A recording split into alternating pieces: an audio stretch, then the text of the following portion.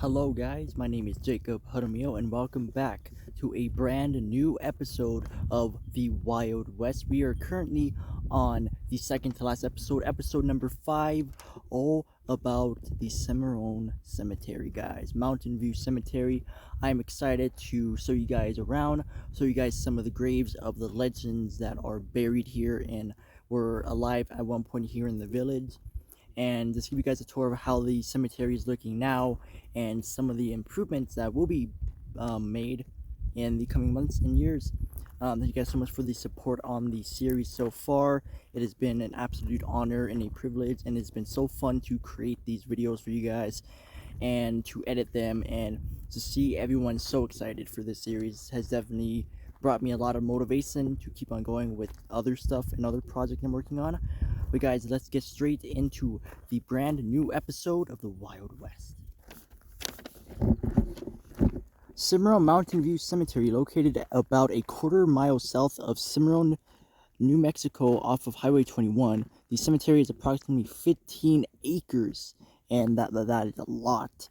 The Cimarron site was deeded to the Cimarron Cemetery Association by the Cimarron Townsite Company, Charles Springer, in 1921. The Cemetery Association in turn deeded the property to the village of Cimarron in 1940, and it is most likely that burials date back to the 1850s, guys. This is crazy.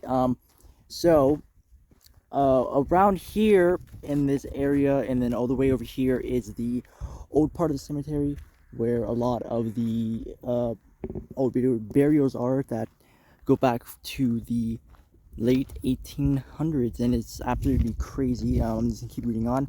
The earliest marked graves date back to 1872. Reverend Toby of Coax County War fame was buried in the Cimarron Cemetery in 1875. Reverend Toby was an outspoken critic of the Maxwell Land Grant. Toby believed that the Maxwell Land Grant and Railroad Company was taking more than its share of local resources.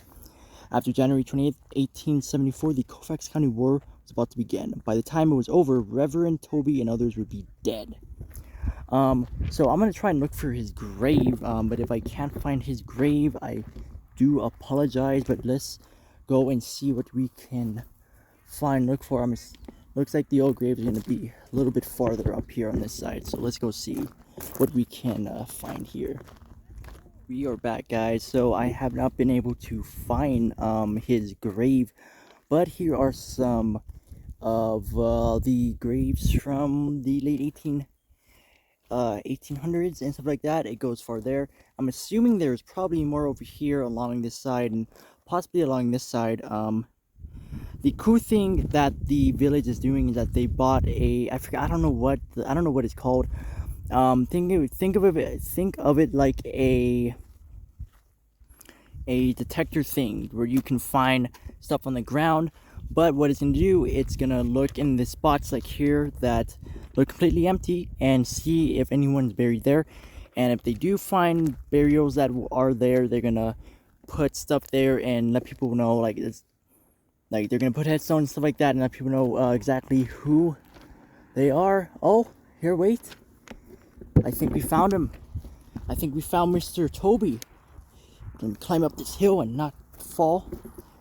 Reverend Toby, assassinated September 14th, 1875, age 33. This is where he was buried. This is really cool. This is a really cool headstone. Yeah, this is super cool, honestly, not gonna lie. There has to be more here, but yeah, this part up here is also part of the old cemetery, so let's keep going and see who else we can find. So I'm gonna give you guys some more information on the cemetery. Henry and Mary E. Lambert were the original owners of the St. James Hotel and Saloon, and are both buried in the Cimarron Cemetery. Many Old West pioneers and cowboys are also buried here. John Black, a cowboy gunman, claimed he had killed 14 men and is also buried here in our cemetery. We're going to see if we can find their cemeteries without stepping in anything and trying to not, die. Oh, I think we found them up here. Let's go. I'm definitely excited for them to clean up especially this side of the cemetery, the older part, and make it look pretty. So here is the original owners of the St. James Hotel, which we will be talking about in the next episode. There is Henry Lambert and his wife, was it Mary? Yes.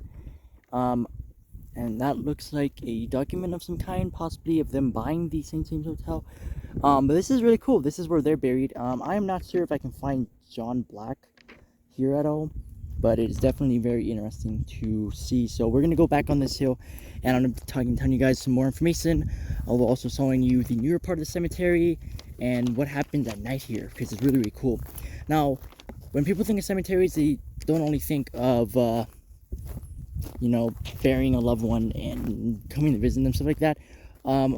Sometimes people think of cemeteries as a scary place, because this is where there is a lot of activity, but this cemetery is very peaceful at night because of everyone that came and put solar lights and lights like that. So at night, all the lights are on throughout the cemetery, and it really shows how peaceful this place is here at night. Right here is some more information. And we are back. Here's some more information. There is quite a bit of history in this little cemetery. We currently have a cemetery board working hard on record cleanup, and hopefully one day we'll get it placed in the historic registry. The cemetery is very peaceful, and if you have a chance to come at night, like I said, it lights up when people's loved ones come here and put lights with their graves, and it's really cool. It's really peaceful. I made a video here back in, I like to say, November, I think November or October of last year. I made a video here, and it was really cool. It was really, really peaceful. But this is our cemetery. I do know that they are working on making a parking lot all the way back there, so that people can park there, you know, and just walk around. This is really cool to look at and to just kind of think about and just go through. You know, there are currently people here right now that are looking at the old part of the cemetery, which I think is really cool. And obviously there's going to be more and more expansion of the cemetery, more uncoverings of who is buried here, record, all that type of stuff, which I think is really cool. But yeah, this has possibly been one of my favorite episodes so far. Now obviously the next episode is the big one. It's the go home episode, guys. The St. James Hotel. There's gonna be a lot of information, possibly interviews, talking on not only the historical part of the St. James and who was involved there, but also the scary part and ghosts and stuff like that, because apparently that place is haunted, but we'll see for ourselves. This is really cool to go walk around. If you guys have a chance, come down here and walk around. It's super, super peaceful. You can honestly talk to any one of these people here and just have a genuine conversation, and it will definitely help your day better, you know. But I'm excited to see what the village does with this cemetery in the coming months and coming years. I hope they do a very great job. And you know, it's really cool. It is super cool to just come here and see all of this, not only the history part, but you know, just to visit. So guys, that was episode number 5 of the Wild West. I hope you guys do enjoy this episode. I've had a lot of fun filming here and working on this. Thank you guys so much for everything you guys have done for this series and all the support and everything like that. Next week, like I said, is the finale at the St. James Hotel. It's going to be a big episode. It's going to be a long episode. A lot of history, a lot of information, interviews, and more. And I am Jacob Jaramillo. I'm your host, and I'll see you guys all next week.